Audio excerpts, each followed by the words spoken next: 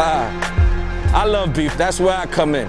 I love to just take niggas' careers and just end their fucking careers. Beef is a conflict. Beef is when somebody goes over your shit, you know, when somebody talks shit about you.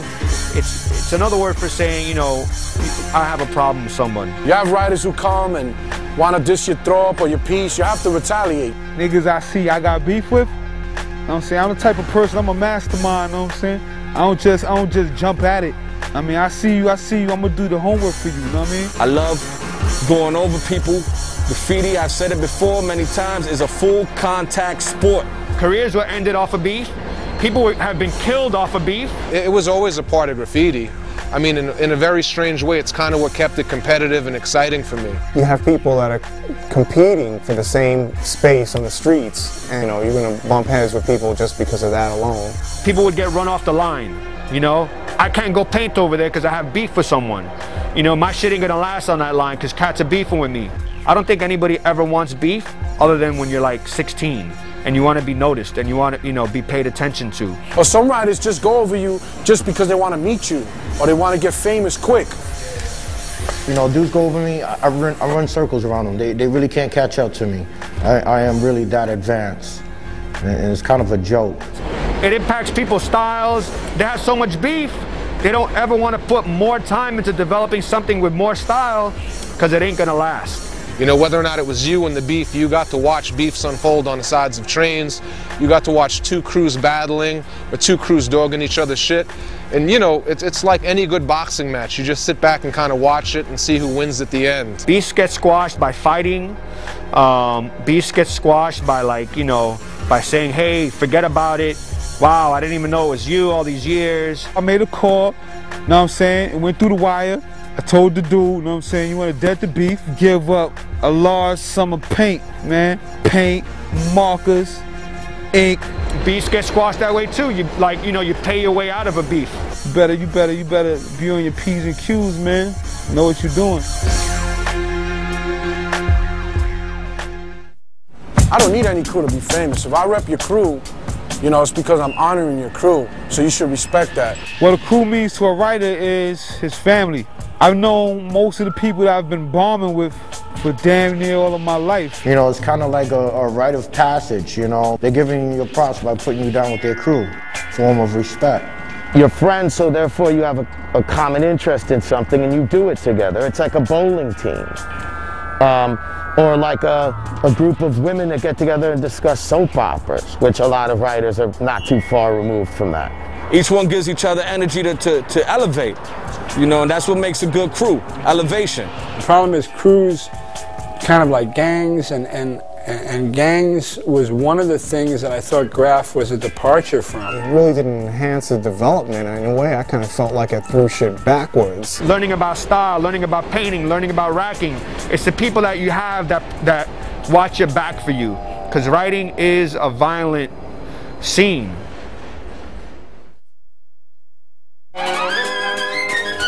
Definition of a toy to me is somebody that's new to the game, doesn't necessarily understand the rules of graffiti. Maybe it's his tag style that makes him a toy. A beginning writer, somebody who sucks. Letters all discombobulated, you know what I'm saying? An arrow coming out, you like, yo, where that arrow came from? Somebody who just lacks style, period. No style, no knowledge of what's going on. They just go around tagging their name wherever they can. You know, a toy is not necessarily like the way you write or something. A toy is more of a state of mind. Hanging out with a bunch of toys, hanging out with a bunch of cats that don't necessarily get up.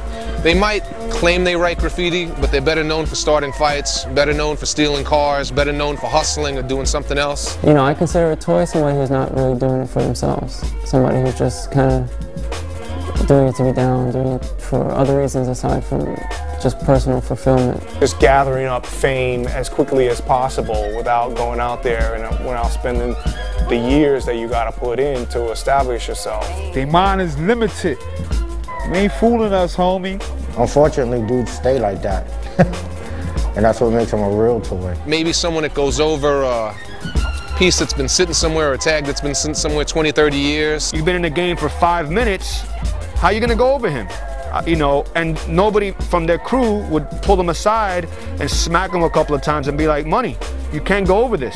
That shit's been there for 20 years.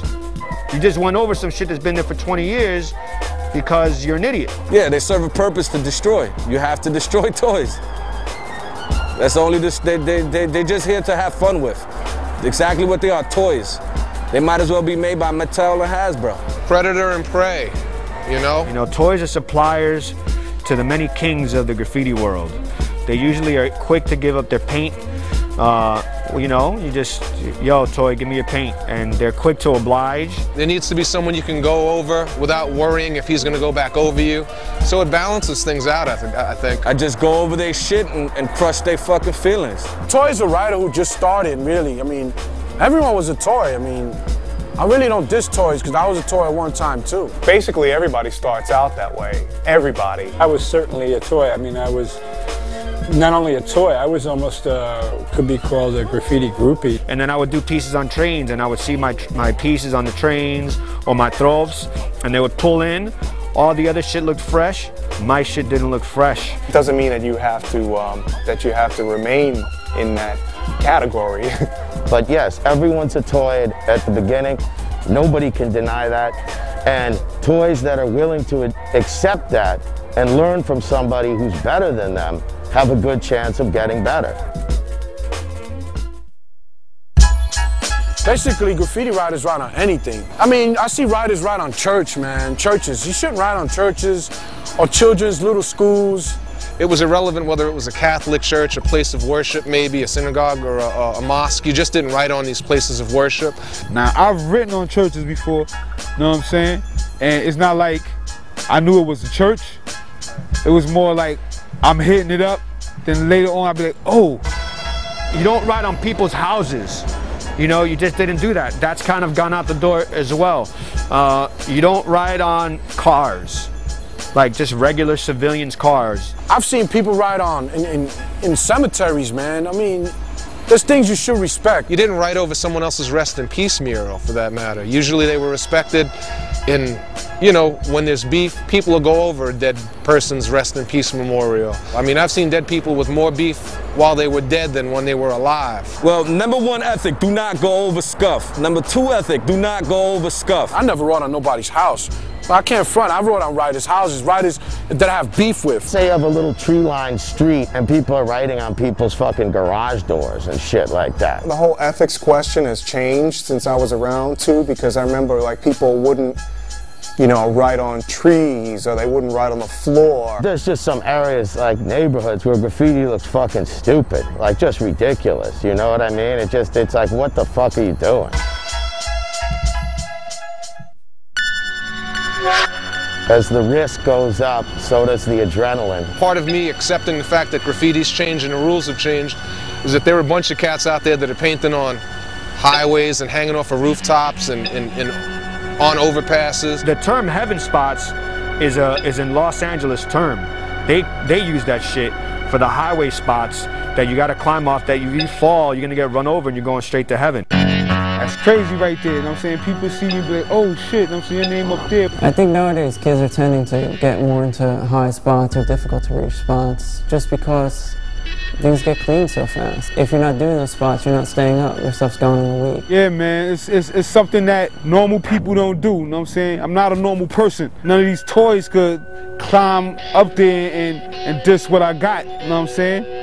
It's like if you're gonna diss it, then you gonna work hard like I worked hard to get up there. Sometimes, you know, good spots, they come with some sort of danger with them. My thought on all those spots is that they're fucking crazy. That's crazy, man. That's amazing.